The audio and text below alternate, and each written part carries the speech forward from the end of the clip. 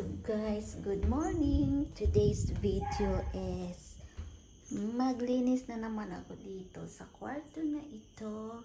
Magpunas ng alikabok kasi mayroon po kaming bisita darating sa Thursday from UK. Mag-stop over sila dito ng Thursday morning 10 a.m. Friday, Saturday, and Sunday. They leave on Sunday 4 p.m. going to Australia. So they from England and then they stop over here in Singapore and then go back to Australia.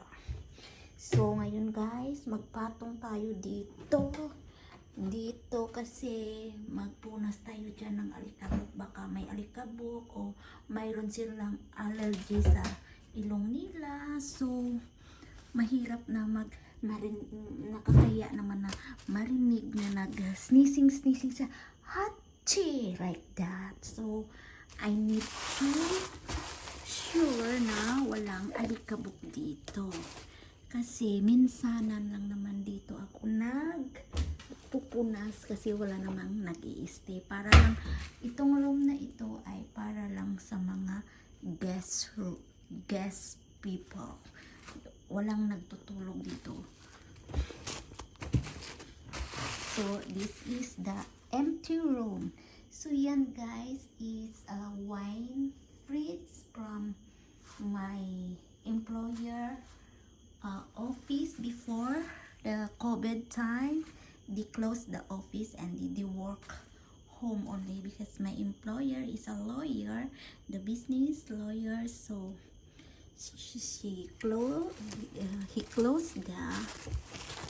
the office and then nandito na sa bahay. So ngayon bumalik na sila sa office. So hindi niya na to dinala yung fridge niya.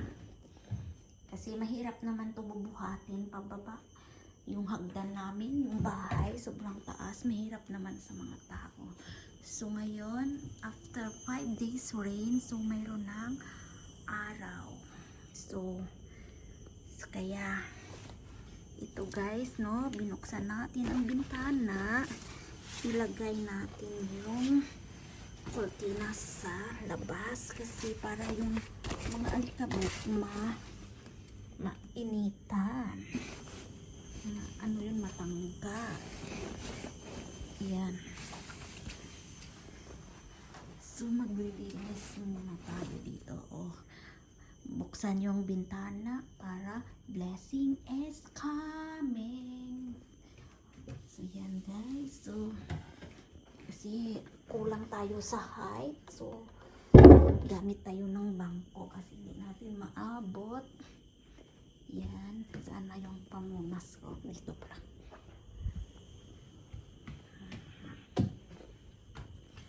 Guys, this is camel from Dubai, I think. Only sitting here for nothing. Maybe I want to steal that. I sent to Philippines. I joke only. It's just so. Guys, hanggang dito muna. Tapusin natin muna yung pagpunas dito. Ito, punasan pa ito yung mga libro. Ayan, tingnan niyo lang mga libro. Parang wag nang pumunta sa library para magbasa ng libro. Dito na lang. Yan, madami pa doon yan sa baba. Iwan ko sa employer ko bakit nag-i-stack. Bili ng bili tapos i-stack dito. Nako. So guys, hanggang dito muna. So after 5 hours or 2 hours, matatapos ko na ito yung paglinis. Ito pa yung electric pan natin, ceiling pan natin, punasan natin kasi makikita yung itim. Nakakahiya naman. So guys, thank you for watching for now. Maglagay na ako ng bedsheet kasi darating na ang bisita. So yan, simplihan lang.